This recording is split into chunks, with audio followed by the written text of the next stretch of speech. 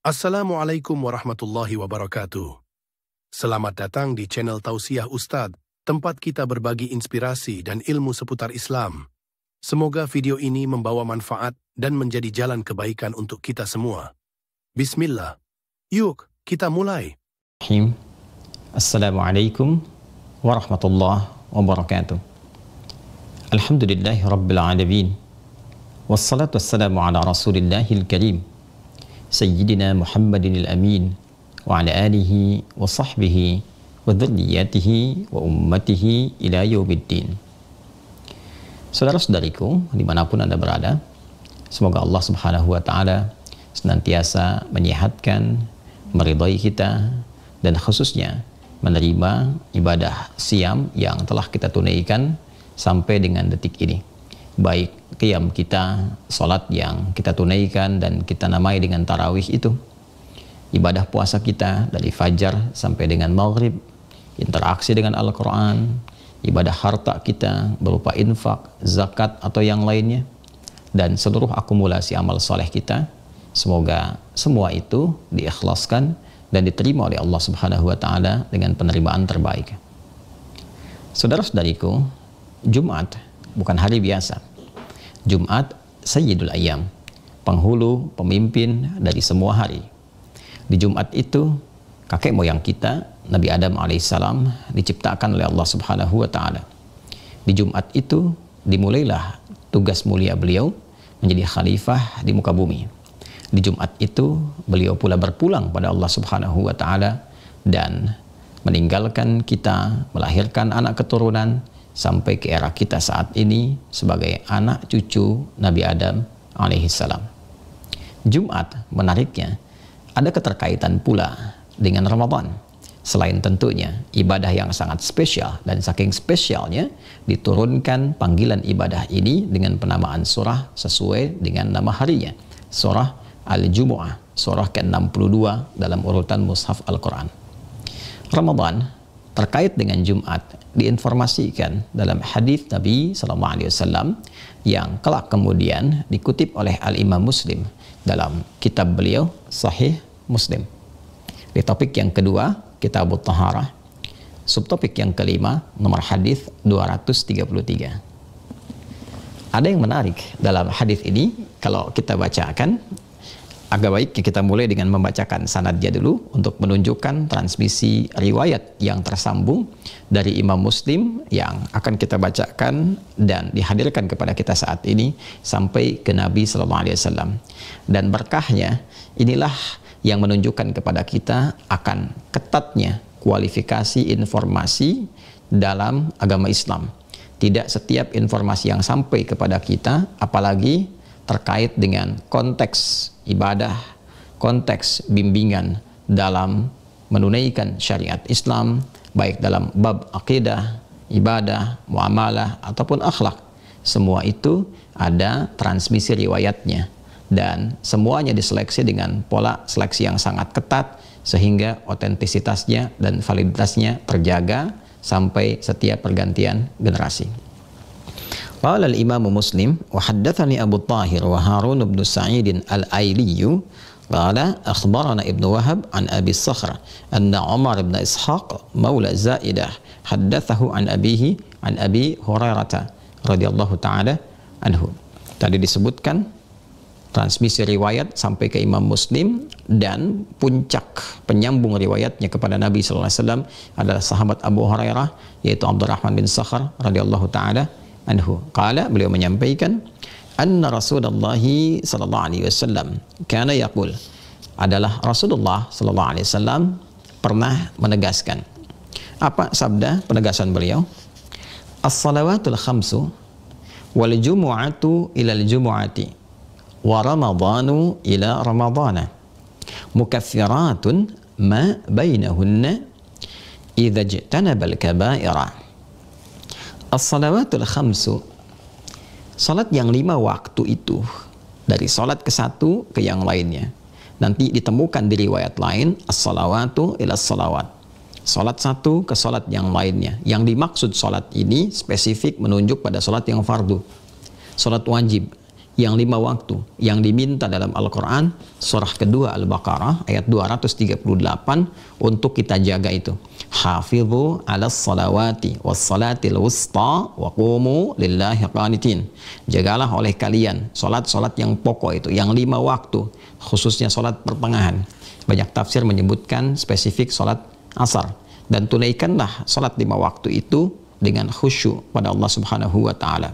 Ternyata di antara faidahnya, di antara manfaat dan keistimewaannya, salat 5 waktu itu bukan hanya melahirkan pahala, bukan hanya berdampak pada kehidupan kita, dari mulai doa cepat dikabulkan, merubah perilaku menjadi baik, menghadirkan ketenangan.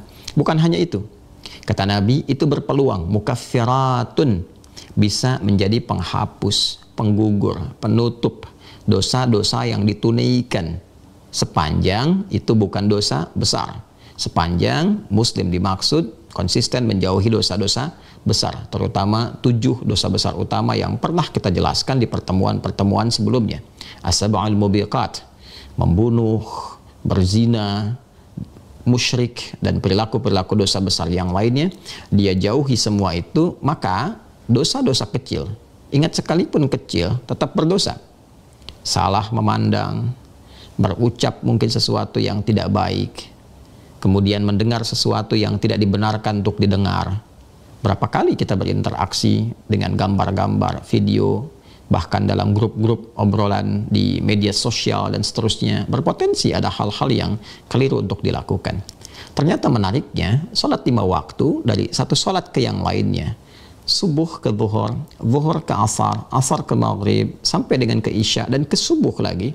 Bila terjadi di situ potensi berbuat keliru, maka sholat ini secara otomatis akan menggugurkan, menghapuskan dosa-dosa atau potensi-potensi kesalahan yang terjadi antara selang waktu sholat. Subuh ke zuhur, siapa yang tidak punya dosa? Zuhur ke asar, siapa yang tidak berbuat salah? Asar ke maghrib, dalam situasi saat ini, siapa pula yang tidak melakukan pelanggaran? Mungkin saja ada salah lihat, salah dengar, salah ucap, dan sebagainya. Sholat yang ditunaikan, yang fardu itu otomatis menghapuskannya, sepanjang bukan dosa-dosa besar, sepanjang bukan terkait dengan hak adami seperti utang dan turunan-turunan yang lainnya. Maka itu diantara faidah sholat fardu, bila benar sholat ditunaikan dengan penuh keikhlasan dan khusyuk karena Allah Subhanahu wa ta'ala. Kemudian yang kedua, ada yang menarik, al-jumu'atu ilal jumu'ah, Jumat ke Jumat. Bila tadi waktunya harian, ada 5 perubahan waktu dari sehari. Sehari itu, dalam sehari ada 5 perubahan waktu, dari mulai subuh menjelang ke pagi, paginya sabah, subuh awal pagi, sabah ke pagi, sampai siang, nahar. Kemudian sampai ke sore, masa, sampai ke maghrib, sampai ke isya, lail, malam.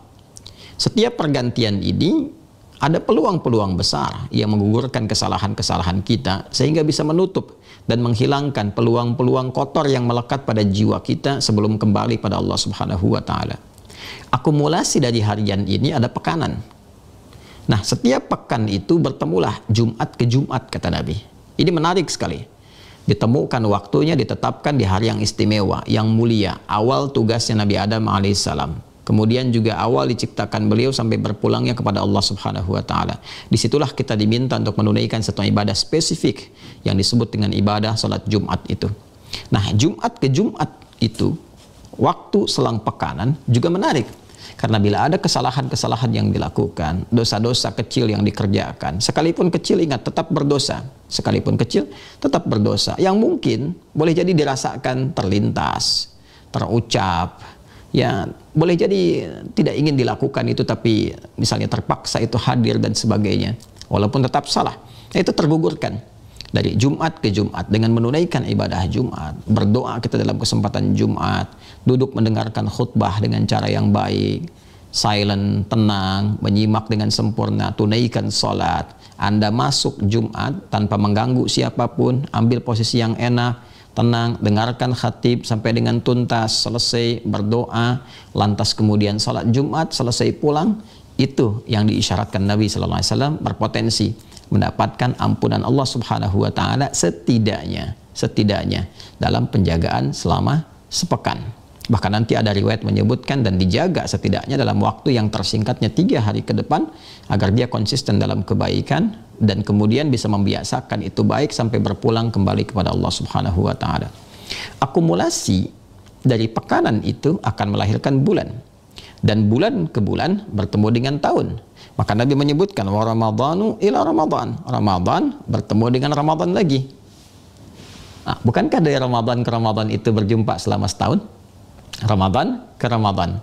Maka dari 1 bulan Ramadan bertemu dengan Ramadan berikutnya. Dan Masya Allah, menunaikan ibadah di bulan Ramadan itu dengan baik, dengan benar, dengan sempurna, siamnya, qiyamnya, doanya, istighfarnya, itu bisa berpotensi menggugurkan setidaknya paling sedikit dosa setahun yang sebelumnya, Ramadan ke Ramadan.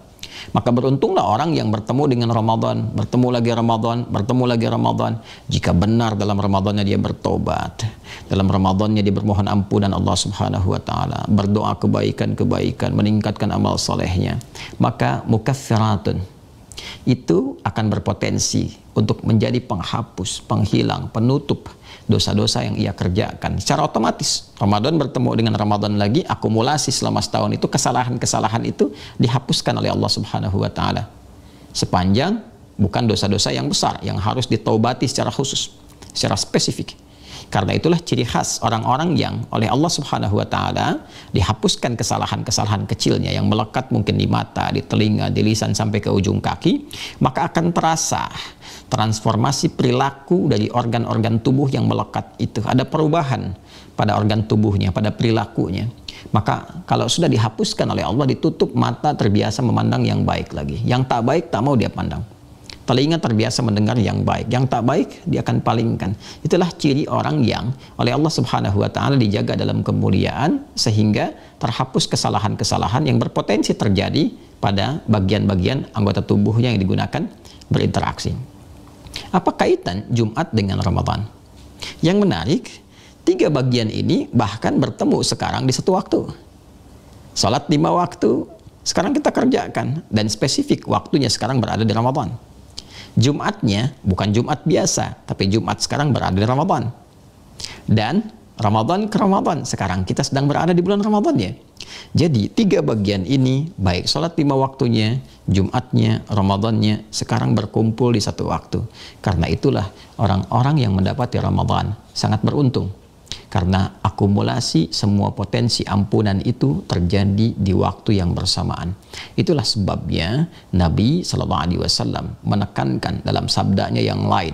Dan ini sangat viral sekali. Sampai Al-Imam Al-Bukhari pun memasukkan hadis ini dalam topik iman. Di topik yang kedua, Kitabul Iman, nomor hadis yang ke-38.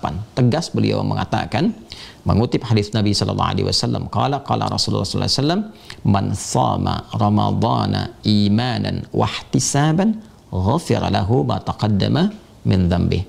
Siapa yang mampu menunaikan puasa Ramadan itu dengan penuh keimanan, keyakinan akan rahmat Allah Subhanahu wa taala, membenarkan perintah Allah, ditunaikan dengan ikhlas, berharap kemuliaan pahala dari Allah, mengoreksi dirinya, ghufira lahu ma taqaddama min dzambih, maka berpotensi mendapatkan akumulasi ampunan dari semua dosa-dosa yang pernah dikerjakan sebelumnya. Tergabung semua di Ramadan ini.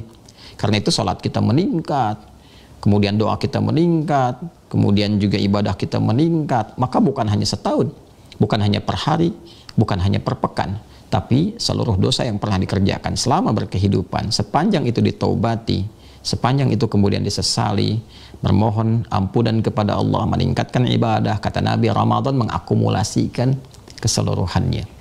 Bahkan man qama ramadhana imanan wahtisaban ghufira lahu ma taqaddama min dzambih. Bukan hanya fardunya.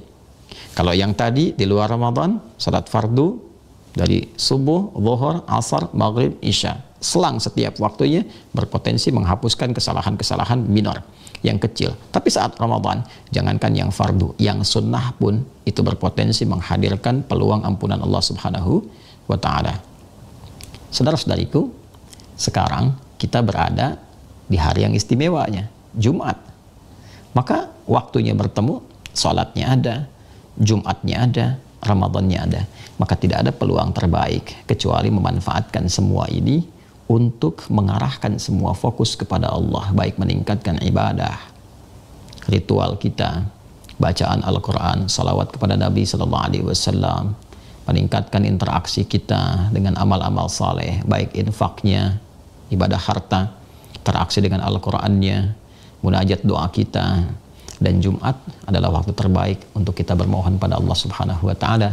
Bahkan di hadis lain, Nabi Sallallahu Alaihi Wasallam pernah menegaskan, Inna lillahi sa'atan, sungguh Allah Subhanahu wa Ta'ala menyediakan satu waktu yang sangat singkat sekali, fi yaumil jumu'ati, atau kama qala Rasulullah Sallallahu Alaihi Wasallam, di hari Jumat itu, yang jika seorang hamba bermohon bersamaan dengan di waktu itu, maka berpotensi doanya segera terkabul, sepanjang itu bermaslahat untuknya.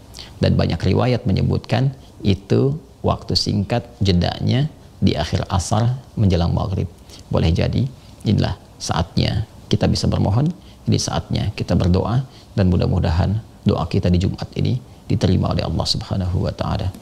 Allahumma nahmaduka hamdan syakirin kama 'allamtana an nahmadak, wa nashkuruka syukran kama 'allamtana an nashkurak. Antal muqaddim, antal muakhir, biyadikal khair, innaka ala kulli syai'in qadir. Allahumma inna nas'aluka khaira ma sa'alaka habibukal Mustafa Sayyidina Muhammad sallallahu alaihi wasallam, wa na'udzubika min kulli ma sta'adha bika anhu habibukal Mustafa Sayyidina Muhammad sallallahu alaihi wasallam. Allahumma kfina bihalalika an haramik, wa aghnina bi ta'atika an ma'siyatik, wa bi fadlika amman siwak. Allahumma ja'alna min ahli al-Qur'an, waj'alil Qur'ana sahiban lana fid dunya wa syafi'an lana fil akhirati ya arhamar rahimin. Allahumma ati anfusana taqwaha wa zakkiha anta khairu man zakkaha anta waliyuha maulaha. Allahumma rabbana atina fid dunya hasanah wa fil akhirati hasanah wa qina adzaban nar. Taqabbal minna siyamana wa qiyamana wa ruku'ana wa sujudana wa takhashshu'ana wa ta'abbudana wa tammim taqsirana ya Allah ya arhamar rahimin. Wa sallallahu ala sayyidina Muhammad wa ala alihi wa sahbihi ajma'in. Subhanakallahumma wa bihamdika nashhadu an la ilaha illa anta nastaghfiruka wa natubu ilaik. Walhamdulillahi rabbil alamin. Assalamualaikum warahmatullahi wabarakatuh. Terima kasih sudah menonton. Jangan lupa like, share, dan subscribe untuk mendukung dakwah ini. Sampai jumpa di video berikutnya. Wassalamualaikum warahmatullahi wabarakatuh.